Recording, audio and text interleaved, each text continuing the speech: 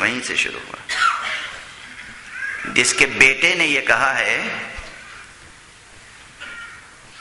کہ کوئی وحی نہیں نازل ہوئی تھی، کوئی ملک نہیں آیا تھا، یہ تو بنی ہاشم نے حکومت قائم کرنے کے لیے ایک ڈھونگ رچا تھا، بیٹے نے یہ کہا ہے، باپ نے وہ کہا ہے.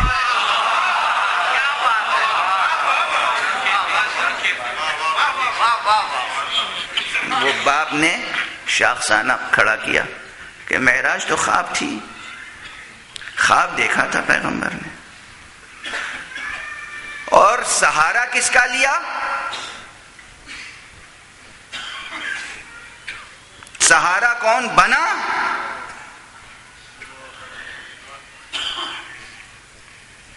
یہ کہنے کے لیے کہ اصل میں خواب تھی، خواب. سہارا اسی کا لیا جس کا میدان جنگ میں لیا تھا.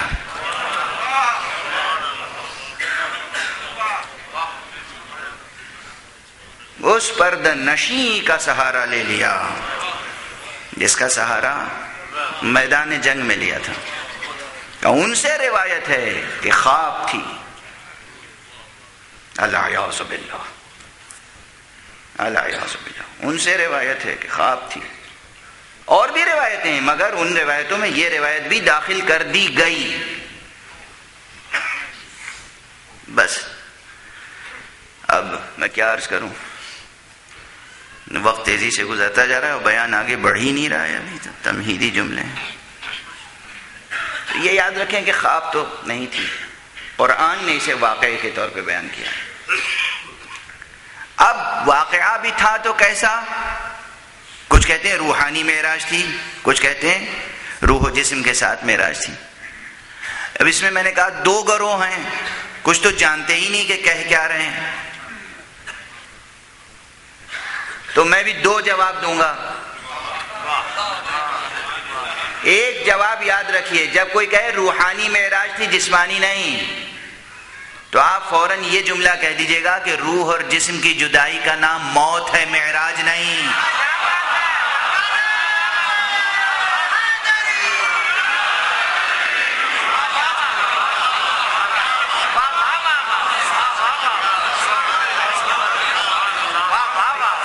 روح اور جسم کی جدائی کا نام موت ہے، معراج نہیں ہے. آپ معراج کے قائل ہیں یا موت کے؟ کیا کہہ رہے ہیں؟ جسم یہاں رہا، روح پر پرواز کر گئی. جسم کو چھوڑ کر روح کے پرواز کرنے کا نام ہے موت. جسم کو ساتھ لے کر روح کے پرواز کرنے کا نام ہے معراج. صلوات پڑھ دیں محمد و آل محمد.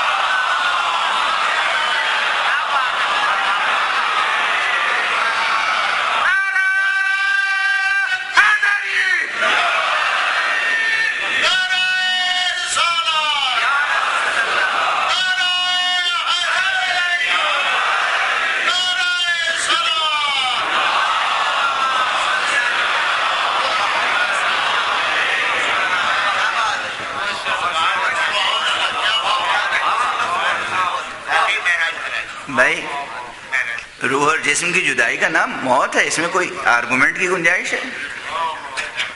کہتے ہیں روحانی معراج تھی، جسمانی معراج نہیں تھی. جسم یہاں رہا، روح معراج پہ گئی. اسی لیے میں عام طور پہ تعزیت کی مجلس میں یہ جملہ کہا کرتا ہوں، اور ایک سوگوار بیٹا میرے سامنے بیٹھا ہوا ہے تو میں یہ جملہ کہہ رہا ہوں کہ دراصل ہر مومن کی موت اس کی روحانی معراج ہوتی ہے. ہر مومن کی موت، ہر مومنہ کی موت اس کی روحانی معراج ہے. جسم یہاں رہ جاتا ہے، روح ملکوت اعلیٰ میں پہنچ جاتی ہے. یہ ہے روحانی معراج ہماری. لیکن حضور کی معراج صرف روحانی معراج نہیں تھی.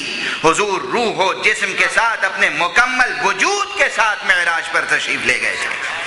اس لیے کہ معراج کی تعریف ہی ہے کہ روح کا اتنا غلبہ ہو جائے جسم پر، روح کو وہ اقتدار حاصل ہو، روح کو وہ سلطنت حاصل ہو، وہ سلطان حاصل ہو کہ جہاں تک روح چاہے جسم کو لے کر پرواز کرتی چلی جائے. تعریف معراج کی یہی ہے. کسی اور کی روح میں قوت ہو یا نہ ہو، مگر کسی کو شبہ ہے کہ حبیب کبریا، امام المرسلین، خاتم النبیین، صاحب اخلاق خلق عظیم، محبوب الہ عالمین محمد عربی صلی اللہ علیہ وآلہ وسلم، ان کی روح کی قوت کا اندازہ کوئی کر سکتا ہے؟ کیسی قوت تھی؟ یہاں پر ٹھہر کے میں ایک جملہ کہنا چاہتا ہوں، اور یہ سب بھی سمجھیے تمہیدی جملے ہیں، یہ سب ابھی واقعہ معراج بیان کرنا شروع نہیں کیا ہے میں نے، یہ تو عنوان معراج پر وارد ہونے والے اعتراضوں کا جواب ہے۔ ابھی اعتراض نقل کر رہا ہوں، جواب عرض کر رہا ہوں، وہ بھی مختصراً۔ ایک صلوات پڑھ دیجئے بلند آواز۔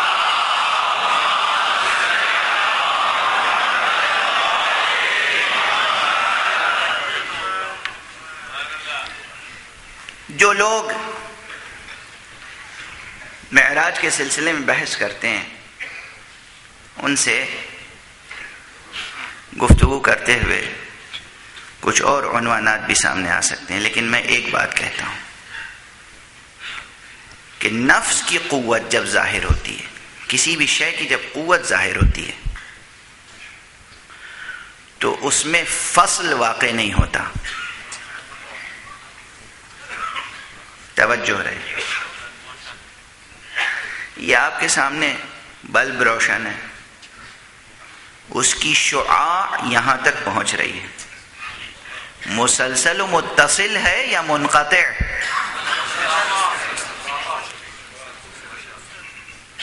ایسا تو نہیں کہ بلب ہے، بلب کے چاروں طرف پہلے اندھیرا ہے اور اس کے بعد تھوڑی دیر کے بعد روشنی، تھوڑی دور کے بعد روشنی، یہ فاصلہ ہے؟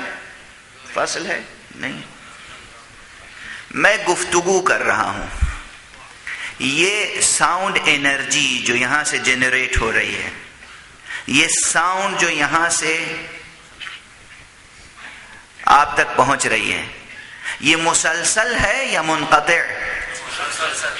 میں نے گفتگو کی، یہاں سے وائبریشن شروع ہوا، ویو لینس یہاں سے بننا شروع ہوئی اور مسلسل پھر آپ کے گوشے سماعت تک پہنچی۔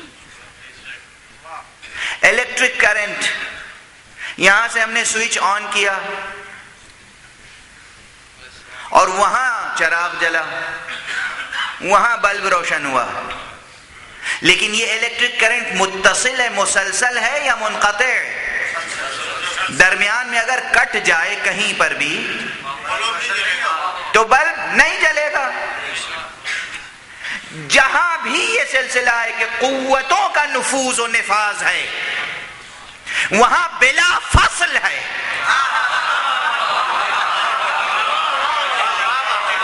فصل کی گنجائش نہیں ہے، عقلاً گنجائش نہیں ہے، وجودی تقاضا یہ ہے کہ فصل واقع نہ ہو۔ نفس کی قوتوں کا یہی حال ہے۔ حضور کی بلندی نفس کیا کہنا، کتنے معجزات ہیں حضور کے، باذن الہی معجزہ ظاہر ہوتا ہے، مگر ہوتا کس کے ذریعے سے ہے؟ نبی کے ذریعے سے، رسول کے ذریعے سے۔ رسول کے نفس قدسی میں یہ طاقت تھی، نفس قدسیہ میں یہ طاقت تھی۔ کیا آپ نے درخت کو اشارہ کیا؟